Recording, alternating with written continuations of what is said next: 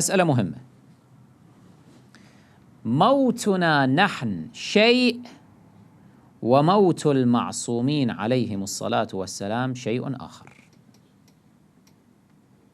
موت المعصومين ليس كموتنا.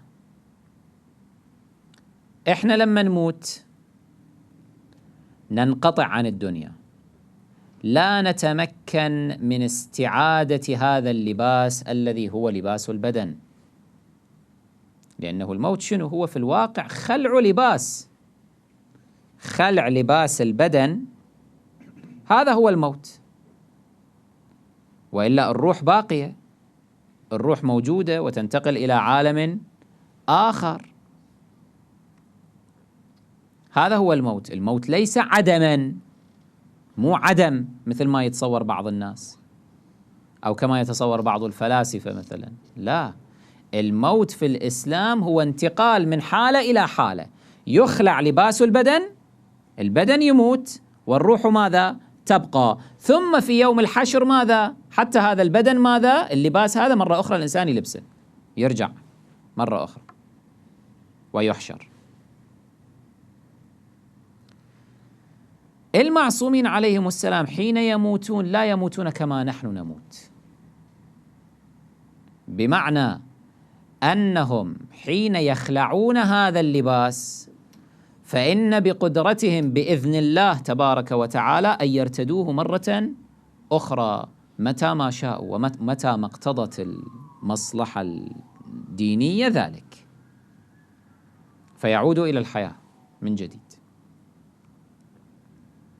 المهم أن تفهم هذا الشيء كمقدمة حتى ندخل في الشواهد على ذلك. لاحظوا أمير المؤمنين عليه الصلاة والسلام في نهج البلاغة ماذا يقول لما يصف عترة النبي صلى الله عليه وآله؟ يقول: أيها الناس خذوها عن خاتم النبيين صلى الله عليه وآله. خذوها المعلومة عن خاتم النبيين. إنه يموت من مات منا وليس بميت. إحنا أهل البيت يموت من مات منا وليس بميت، مو مثل ما أنتم تتصورون. يا أيها الناس خذوها عن خاتم النبيين صلى الله عليه وآله، إنه يموت من مات منا وليس بميت، ويبلى من بلي منا وليس ببال. ما يبلى جسده أبدا. نعم، نحن نموت على نحو قوله تعالى: إنك ميت وإنهم ميتون، ولكن ليس موتا كموتكم. لا، نحن معكم،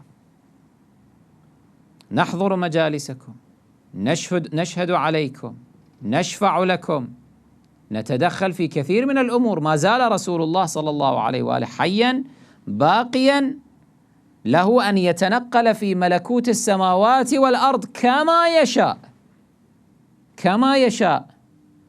يعني تارة يكون عند العرش، تارة يكون في السماء السابعة، السادسة، الخامسة، وهكذا يهبط إلى الأرض، يروح لمجرات أخرى، يروح لكواكب أخرى. كل هذا تحت تصرفه وسلطانه بإذن الله تبارك وتعالى. زين، حين يرتئي أو يريد استعادة البدن، استعادة هذا اللباس البدني، فيعود حيا كما كان، له ذلك أم لا؟ أيضا له ذلك. حصل هذا أم لم يحصل؟ نعم حصل، نعم حصل ذلك. نضرب بعضا من الشواهد أو شاهدا مهما، لأن الأحاديث فيه طويلة وتحتاج إلى بيان.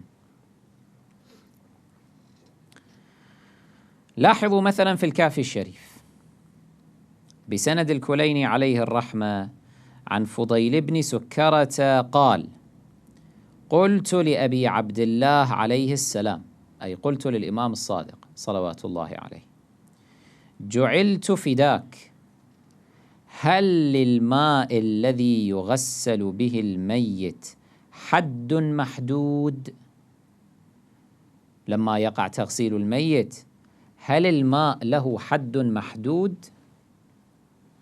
قدر معين يجب أن لا نتجاوزه أم ماذا؟ قال عليه السلام: إن رسول الله صلى الله عليه وآله قال لعلي عليه السلام: إذا مت فاستقي 6 قرب من ماء بئر غرس فغسلني وكفني وحنطني. الإمام بين الحكم، بين أنه إذا تريد أن تعمل بما أمر به رسول الله صلى الله عليه وآله فهذا هو المسنون، 6 قرب، مقدار ماء 6 قرب تغسل به بدن الميت، لأنه رسول الله صلى الله عليه وآله هكذا أمر وصيه عليا صلوات الله عليه بأن يستقي 6 قرب ماء من بئر غرس. هذا كانت بئر في المدينة المنورة اسمها بئر غرس، ورويت بعض الآثار في أنها بئر من الجنة، شيء من هذا المضمون موجود. على أي حال، الإمام عليه السلام بعد بيانه لهذا الحكم فإنه استرسل وبين أمرا مدهشا وعجيبا.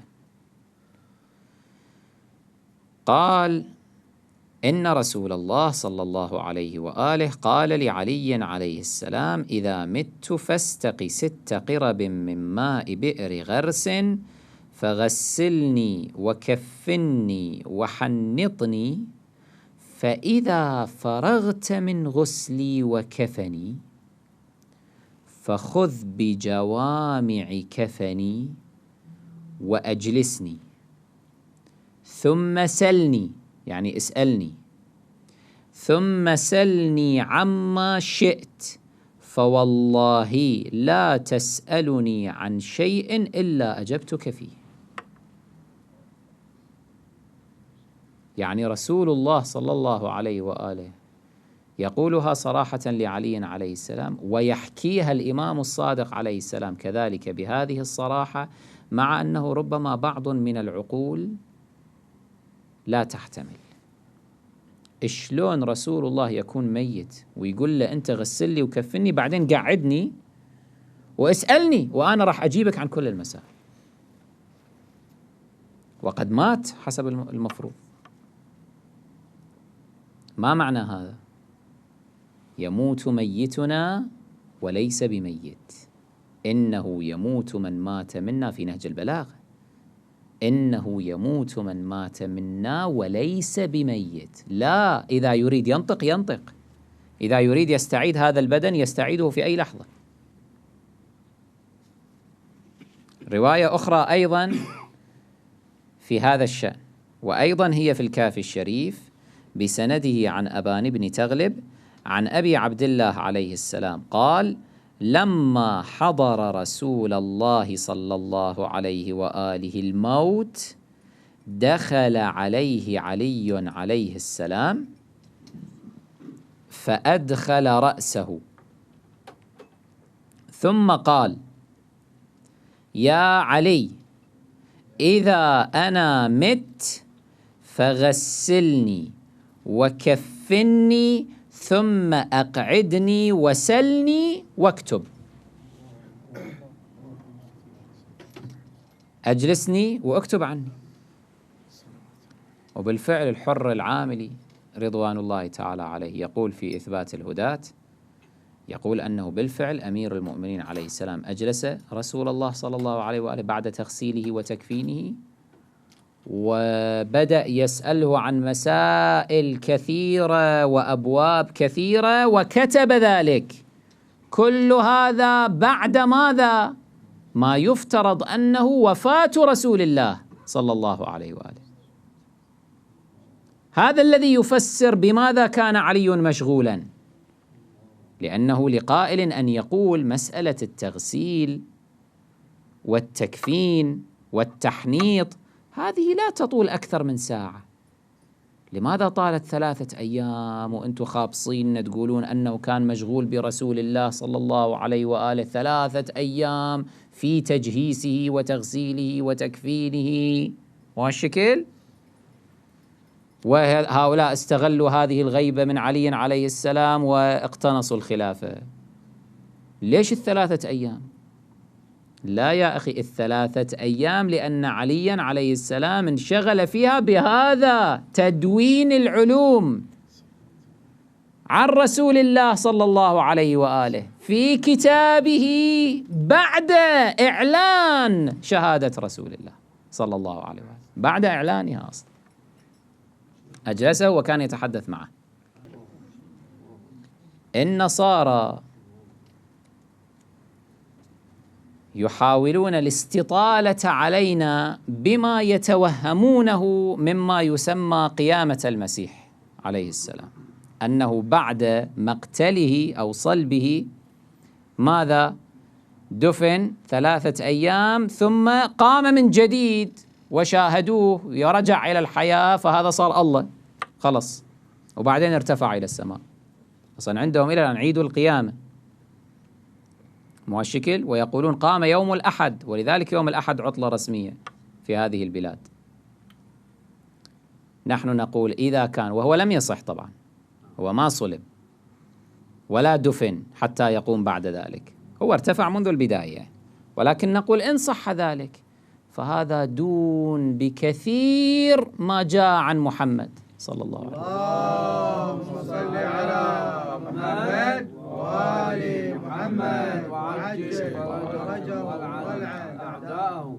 يعني إذا كان نبيكم يقوم بعد الموت ويتكلم، فإحنا نبينا لا، هم كان يتكلم بعد الموت، وأسرار العلوم كان يبثها إلى علي عليه السلام، وهو إلى الآن لم يدفن. زين، سيأتينا كذلك أنه حتى بعد الدفن رسول الله صلى الله عليه وآله قام، إنجاز التعبير، نستخدم شوية تعابيرهم حتى بس يفتهمون إحنا شنو نقصد. أيضا قام وشاهده بعض المنافقين وحجهم هو بشخصه ببدنه بعينه، ومثل رعبا هذا الشيء لزمرة المنافقين. فرسول الله مو ميت. أي شيء تفخر به للأنبياء السابقين من معاجز من كرامات تجد أضعافه عند نبينا صلى الله عليه وآله. ذات مرة جاء واحد من أهل الكتاب إلى أمير المؤمنين عليه السلام، وهم هالشكل أراد الاستطالة عليه وعلى أهل الإسلام، أنه عيسى المسيح أحيا الموتى، أنتم نبيكم شنو سوى؟ أحيا الموتى؟ فأمير المؤمنين عليه السلام قال له ما مضمونه، في الأحاديث الشريفة راجعوا، أنه يعني نبينا مو بس أحيا الموتى، أحيا الجماد أيضا، الجمادات أحياها، جاء بحصيات في كفه وجعلها تسبح، أحيا الحجر الحصيات نفسها، وقال له إذا تقصد هم موت البشر هم أجيب لك. قصة معروفة أنه ذات مرة جاء إلى تحداه المشركون وأحيا لهم بعضا من أسلافهم واستنطقهم وتكلموا معه، أخرجهم من قبورهم وأحياهم،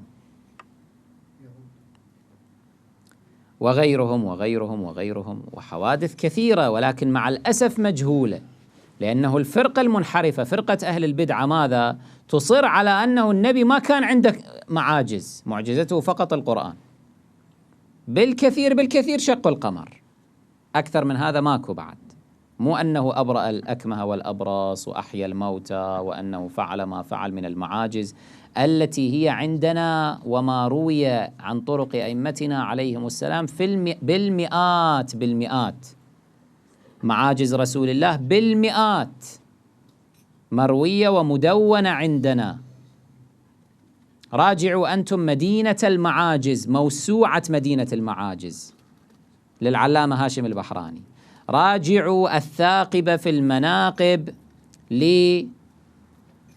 ابن حمزة الطوسي، راجعوا إثبات الهداة للحر العاملي وغيرها من الكتب التي دونت هذه المعاجز الشريفة.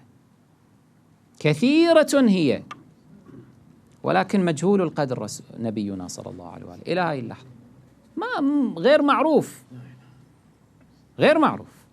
المسلمين ما يعرفونه، ما يعرفون سيرته، ما يعرفون تاريخه، ما يعرفون شيء، فكيف بغير المسلمين؟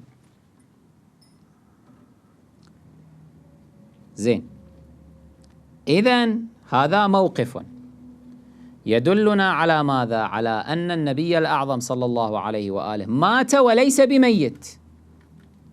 فالذي يقول فإن محمدا مات ويقصد الموت على الإطلاق، والموت الذي يعرض على سائر البشر، هذا يكون ماذا؟ على أقل تقدير متوهما.